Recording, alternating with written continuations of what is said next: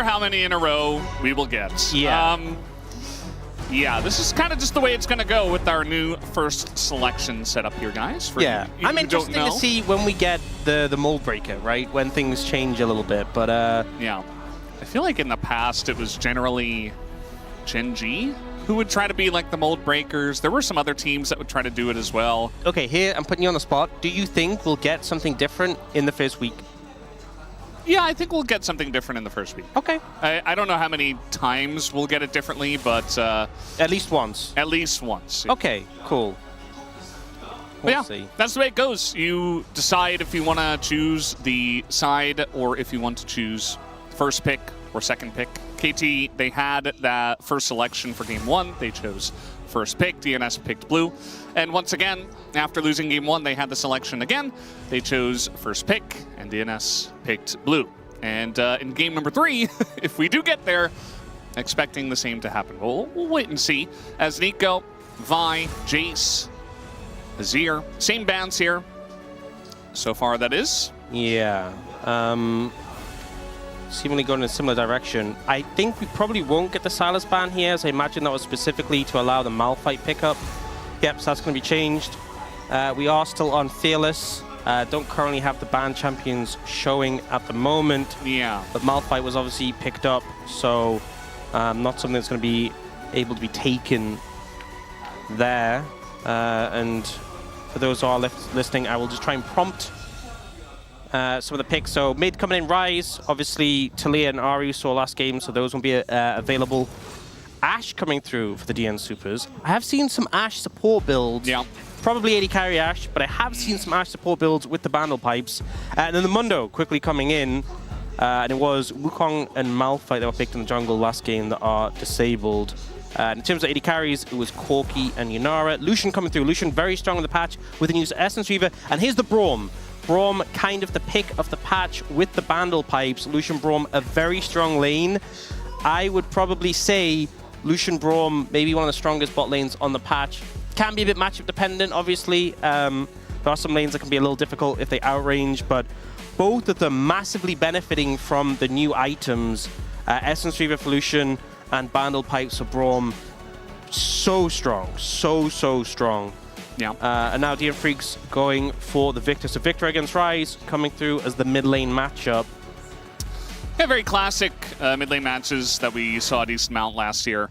As we are going to be getting into the second phase of bans now. DN Supers going to take away the J4.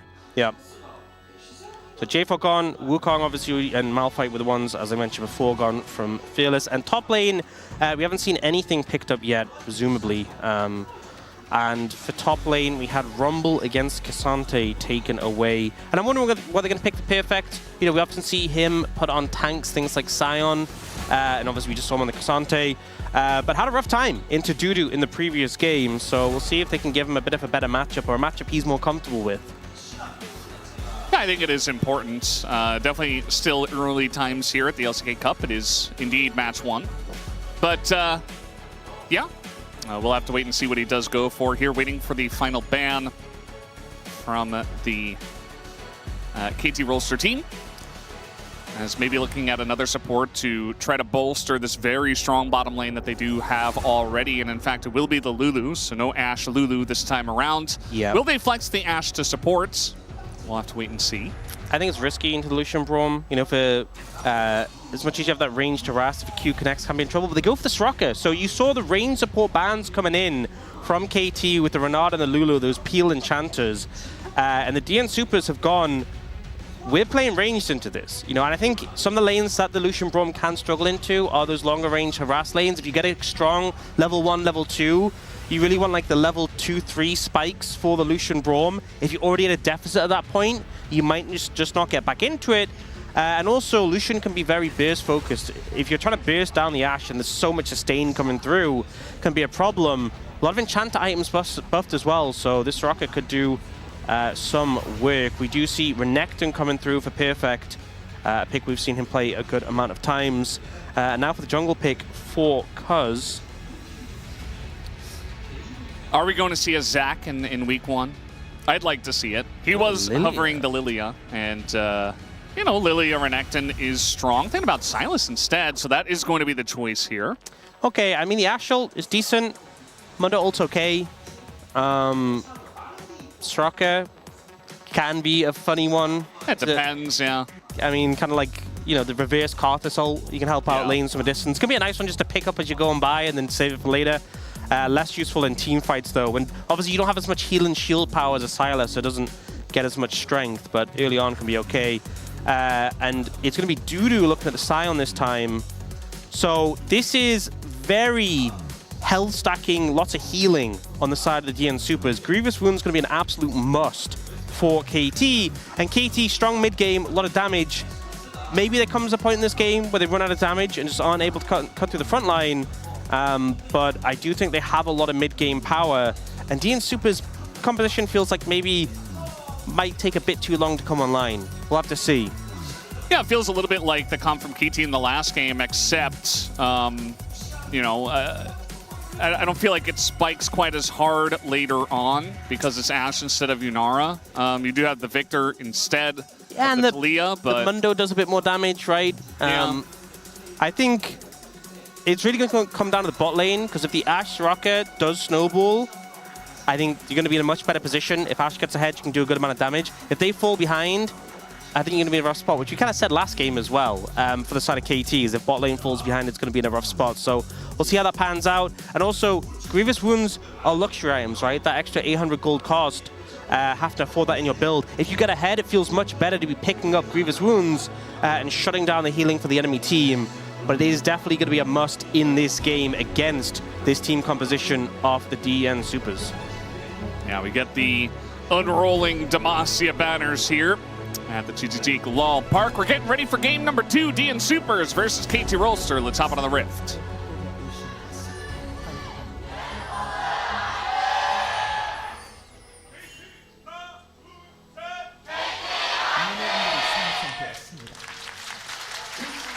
All right, here we go, game number 2, as we are getting into the thick of the action. DNS starting off very strong, taking game number 1. Ghost went heal. I mean, he has Summon a Spellbook, but I really don't like the heal. I think you would want Ignite. Yeah, I think Ignite is really important. Yeah. Into Soraka. Maybe you thought aiming would take it. No. A little bit of miscommunication. You know, it's a new duo in the bottom lane. Yeah, I think having the extra pressure, really important. And the early Grievous Wounds makes a big difference when you want that early kill pressure, because you're going to get harassed, right, in this lane. And you're kind of looking to find that all-in pressure versus this harass. They're playing super aggressive here. The thing with Soraka is her harass is solid, but the main reason she's so strong is that if you trade abilities with her, she beats almost any support in the game. Like here, you land a Q, she lands a Q, but her Q heals her. So she's still full HP, and you're now not full HP. Yeah. Which also, is why, yeah. Even against harass-heavy supports like Karma, Soraka can be really frustrating because Q for Q, Soraka wins, right? But Braum isn't Karma. He doesn't have nearly as much harass as a Karma. Yeah. And, I mean, you're Lucian level 1. You're not really going to be able to do much against the Volley Ashe at this level, down on range as well. Dudu playing Scion into Renekton. We've seen this a million times. We're going to see it again. The top lane continues to just inspire tons of joy here in 2026. Oh, also Ghost didn't go the approach velocity Braum tech, which I love seeing. You know, a little bit disappointed. Especially with the bundle pipes, that feels really good. Yeah. Yeah, that is time to talk a little bit about the bundle pipes for those who haven't seen it. New item, support item, costs 2,000 gold. Very cheap, even for a support item. A lot of support items are like 2,200. When you slow an enemy, so it works differently for ranged and melee. For ranged, it gives more stats and longer duration. But it's AoE, it gives 30% attack speed for 8 seconds, and it gives the holder 20 movement speed. So on Braum, who slows with every Q, it's great. And given everyone attack speed is stack your passive, it's really great. So it's part of the reason Braum is so strong. Dudu's back. I'm gonna say it. It's day 1. But Dudu's back. Yeah, guys, you don't pick Renekton to lose level 3 to Scion. I'm just gonna point it out. Not going so hot right now for Perfect. Yeah. Dudu's back in action. Very excited as we do know he's capable. Aiming just going to sit and get rooted. Not exactly the best situation, but they were able to push the wave in, so... Yeah, they really want to push it and potentially get a reset in and heal up, because if you look at the inventories, there's a lot more health potions on one side than the other. Aiming and Ghost having to use their health as a resource to get out of this lane. Aiming will be able to get a back in now. Opts for... Okay, he does pick up a health potion. I was thinking he was just going to go items, no health potion. Refillable would feel really good, but doesn't quite have the money for it right now. And that's the thing. You are weathering the storm as this Lucian Braum until you find an all-in angle. But as I was saying before, without the Ignite, thinner windows, he does have the spellbook. So I'm kind of looking for a point at which he does switch to Ignite later on. And that helps to signify, hey, it's go time. It's going to be obvious, too, to the side of DNS when that is. Yeah. It's like, Braum has switched to Ignite. Whoa, what? I wonder what's that? What did he mean by that? It's impossible to know. Is he cold? It is quite cold in Korea right now. It's a lot of ice outside. It's going to be -10 tonight. Oh, man. I don't know what is going on. Well, I guess winter. It's very slippery as well. Yeah. Be careful out there if you're in Korea right now, which you are. So be careful. Yeah, I am. Yeah. I am real. Not AI in this case. Perfect is just really getting bullied here. Yeah. Sion doing Sion things. No, this shouldn't be happening. The Renekton tends to do better in this matchup. But just they do play it really well. I see Sion and I see him in the early games and I'm like, nah, he's just gonna win every early game. It's just the way it goes. So Renekton losing the early top matchup. BD's doing fine. Bot lane, Aiming and Ghost, I think they're doing okay, but they're not exactly ahead or anything. They are still down in gold, but they're weathering the storm okay. Oh, hit! I don't know why, but I just got it mixed up that it's his tower. I was like, hit the crystalline. No, he's farming under his... I'm gonna blame the new side flip him. That's what I'm gonna blame it on. You know. That's a good one. One of our new changes here. The poke is pretty insane. It's Ashe and the dragon is helping. And the dragon is helping. So they don't really have any business in that river anymore. You know, the Infernal Dragon does. Have you seen the new cinematic? It does look a bit like Shyvana when she's a dragon in the new cinematic. Did you see it when she was fighting the Elder Dragon? It was pretty neat. Yes. Yeah. So let's talk about proxying a little bit here, Aux, because we do see that Perfect has elected to go ahead and proxy the Sion. Yeah, proxying's OP. Because the area in which you're in top lane extends behind the enemy turret. So you can proxy and you're still in top lane. But if you were that same position behind your turret, you wouldn't be in top lane. There's like, you know, shout out Watley for like carving out with blue trinkets the different areas of what is in top lane. Yeah. And making it very clear in a tweet so people can see. Closer in trouble. Yeah, Sun is going to come in. Silas here as well. Easy first blood given over to Cuz. Closer doesn't even elect to flash, as now being kited out here. The Braum not exactly enjoying himself. Ghost getting super low, has to flash. And the pain continues for the KT bottom lane. Yeah, bottom lane matchup not going too hot right now. Starting to really fall behind in terms of CS, and now Ghost has to back. Does have TP though, get back into lane, but that means no Ignite can be available immediately.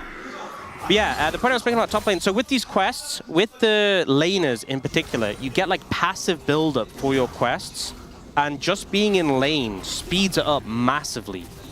Closer was trying to do that, and it was rudely interrupted by the gang squad. No, you don't get to be in lane. No quest building up for you. And he's sent back home. Yeah.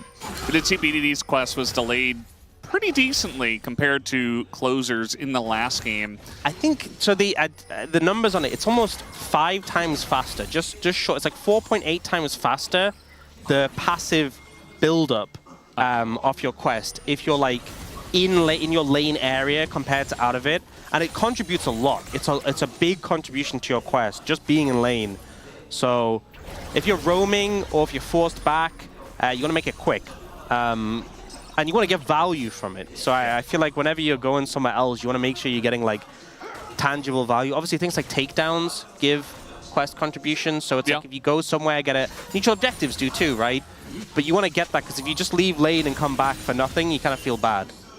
which, as we're both alluding to, BDD ended up TPing to bottom lane in the last game, essentially got nothing, and then also did go for a gank later on. At least he did get the assist later. But again, he was behind like 2-3 minutes on the quest completion on closer. Takedowns are worth less if you're... no, I think takedowns are worth the same, whether or not you're in lane. But I know turrets and plates are worth more in your lane as well. Yeah, that's it. So minions, turrets, plates are worth more in your lane. Takedowns are worth the same anywhere.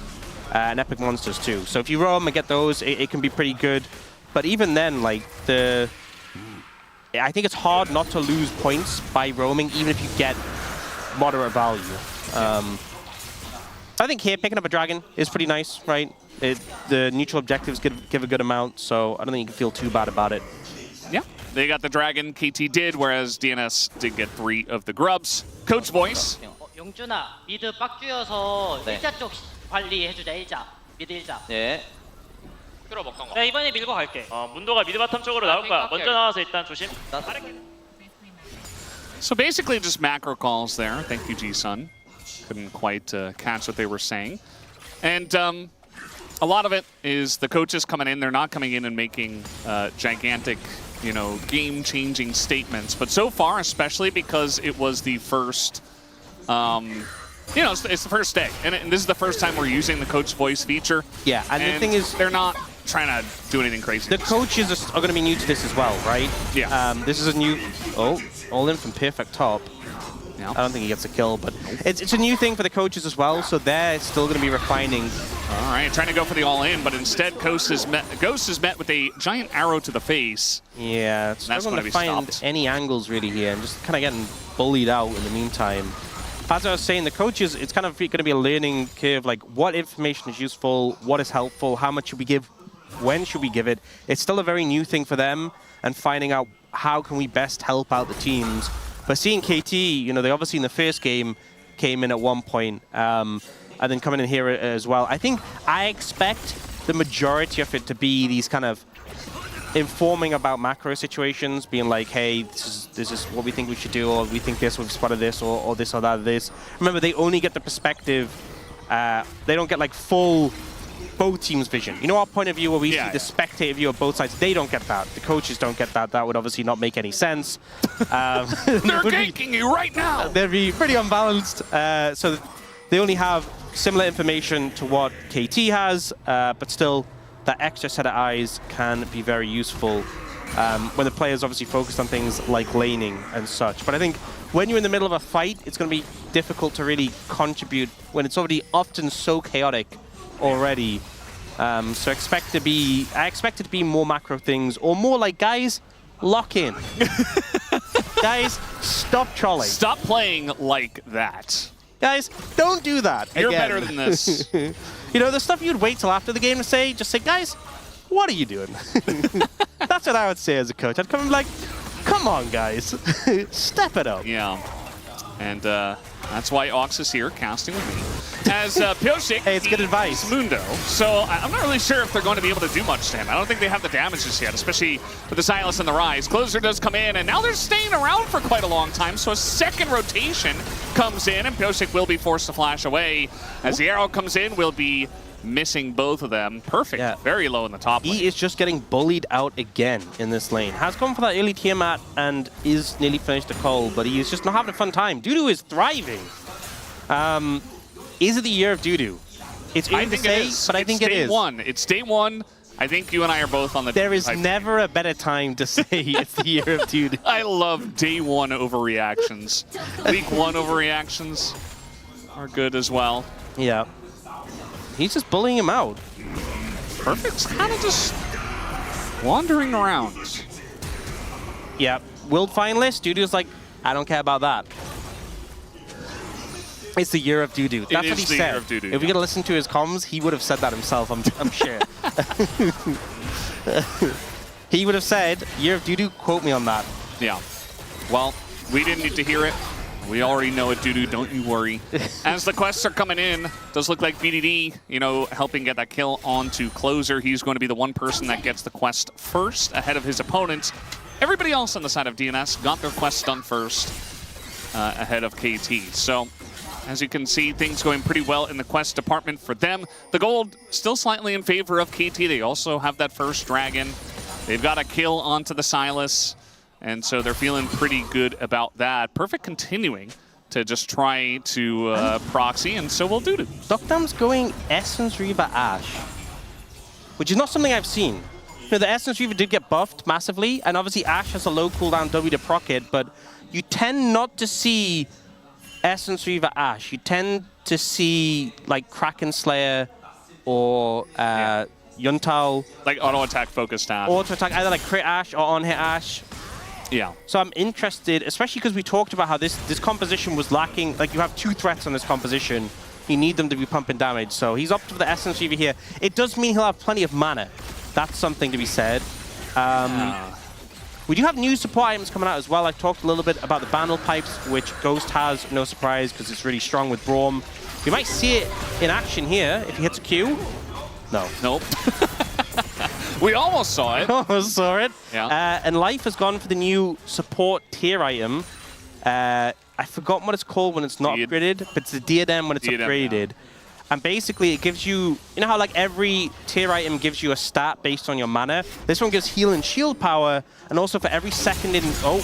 Wait, he hit him with that volley. I don't know how he did not quite know that Cuz was in the brush, but yeah, ends up using his cleanse and his flash, even though the volley, yeah. I heard the sounds of the volley hitting, so maybe for some reason he did not.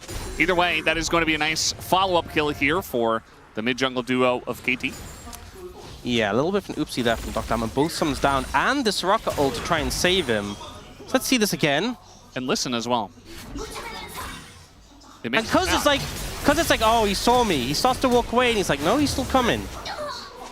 Maybe Doctam was like, that brush is acting weird today. Must be a new change in 2026, you know? Like, if you hit the brush with the volley, it makes a sound. Yeah, maybe he thought it went a bit further and it hit like the Raptors. That would be a lot further. Yeah. It was like max range hitting the brush. Maybe he just didn't, I don't know. I'm making excuses. Who really knows? Yeah, our Worlds finalists are kind of struggling today. I don't know what's going on with that. Yeah. The thing I was saying about the DNM when it's completed, every second you're in combat, it heals someone nearby. So when Life has his tier fully stacked, it's going to be pretty nice, pretty good. But he's a long way away from that. You often see people don't finish, like they get the tier and then they build another item. So it's interesting he finished it when he only has 144 tier stacks. Some perhaps non-optimal item finishing scenarios here, but you know. Yes. Okay, Ghost didn't hit a Q again. Yeah, Ghost obviously, okay, engage Braum coming on in, and Doctam has no sums, so that's a free kill for KT. Okay, you know what's really sad? Is when you hit with your Q, when you're playing a champion with Bandle Pipes, it puts a circle around you and you can see who's getting the buff, right? And it's got good vibes to it. I've just learned now in Spectator it doesn't do that. So we don't get to see the Bandle Pipe vibes, unfortunately. And I'm just very sorry to everyone watching because I really sold this item as a great experience and we're being denied the Bandle Pipe vibes. It was a whole party. I'm sure it'll be fixed in the future. We're on 26.1. I want everyone to know. It's a party, you know? Everyone's invited to the Bandle Pipes. And everyone loves pipe-based instruments, like bagpipes, right? Yeah. Yeah. What other pipe-based instruments are there? I think those are the two. I mean, it does just look like bagpipes, right? Yeah, I think it is. It is. I think it's a bit of a reference, yeah. So Scotland reference? So goes with the engage here. No circle, unfortunately. Yeah, no circle. Tragic. But a good pick. Doctam without summon is a little bit vulnerable. And the Essence Reaver Ashe, he bought the Essence Reaver and he died twice. So I don't know what the takeaway is, but I'm not being sold.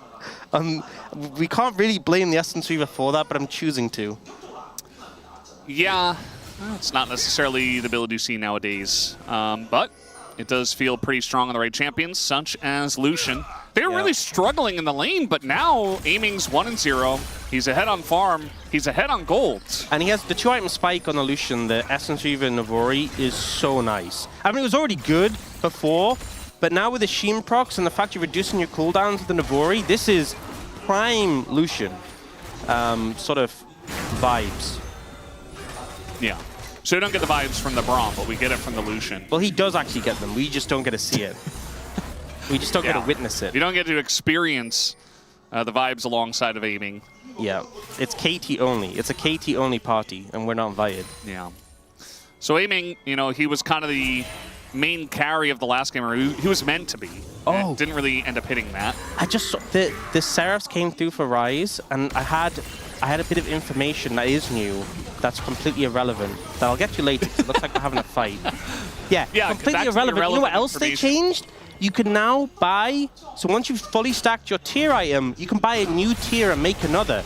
And it's irrelevant because it's not going to happen this game, and probably we're not going to see it for a while, but I wanted to bring it up because I missed that so much. So if BDD wanted to, he could build another tier right now and start stacking. Yeah. He could get 4 tier items if he really wanted to. And he is Rise. Nothing's stopping him. Mana. Except the one to win the game.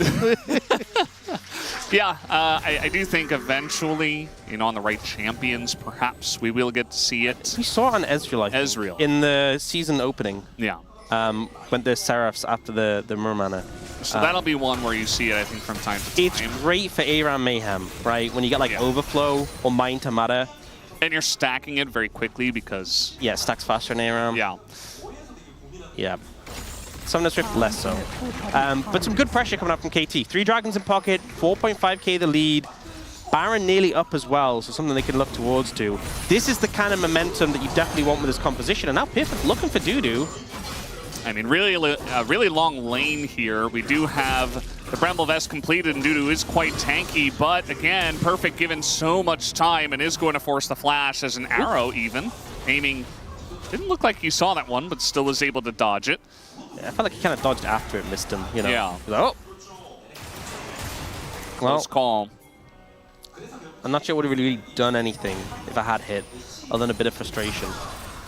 But KT with the pressure now, you know, despite the fact Dudu was doing so well in lane, kind of hard for this Sion to really make impact on his own. He really wants to hit the overgrowth. Okay, I am all for people being free thinkers. And I am never someone to say, don't build how you want to build. But what is Doctor cooking right now? What? You know, I think he's a little confused by the new season changes. Just like SG Fiend Hunter? What is the thought process? You fire your Ash Arrow and then... What? I'm so confused. Yeah, I mean... You ult and then your first auto is just jacked with the Sheen proc and the Fiend Hunter? Sure. I don't know. I'm very scared. We're going to have to see it in action. I don't think I want to. It does give the ultimate ability haste, right? So maybe he's just trying to be an ult bot, but they only have 2 damage threats. So maybe being an ult bot isn't a good idea. Yeah. This is some dark tech. I don't know, I've not seen this. If this is some dark tech I'm missing out on, I want no part of it. I for one, welcome the weird new stuff. So keep it going, Duckdom. I don't care if you lose personally. Just, you know, show us the new stuff. It's day number 1. That's one. You know what? They are 1-0 up in the series, right? So if you're gonna experiment, now is the time. Well, Duckdom is experiencing a calling to the back, and it doesn't quite feel so great, but he does have a Soraka. So the poke is not the end of the world, and he should be just fine. Okay, I'm going to say something as well. So with tier, you obviously stack it from hitting stuff. You can also stack it by using beneficial spells on allies. I feel like Life hasn't been doing that, because remember ages ago I said he was on like 144 stacks. Yeah. Look at his stacks now. Yeah, he's not... Is he going to finish stacking this item by the end of the game? Or KT going to end it first? He needs to stack this item. It's only good when you finish stacking it. You need to, like... Oh, man. Yeah. I think the DN Super's bot lane maybe Maybe cooked a little bit too much, right? Maybe a little bit too much. Well, we already saw one support subbed out today. There's still time for a second one to be subbed out if KT win game 2.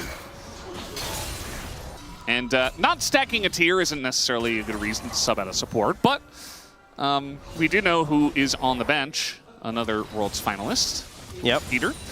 And a guy who has a lot of time spent playing alongside a Duckdom through thick and thin, you know, through the good times and the bad. Through the essence of Fiend Hunter bolts. Yeah. Fortunately, Peter has not experienced that on stage yet. Oh. But there's still opportunity for that to happen as well. Who am I to judge? Oh, little stolen arrow. Oh, that did damage. That's some AP behind that ult, you know? Yeah. But then they just kind of cleanse and walk it off. They did also heal as well. That seemed a little necessary, but I guess the movement speed, maybe? They're a little spooked. Yeah. What is that TP? Look at this TP on the minimap. What was that TP? Oh, he wanted the health shield, I guess? No, I can't justify that. That can't be a thing.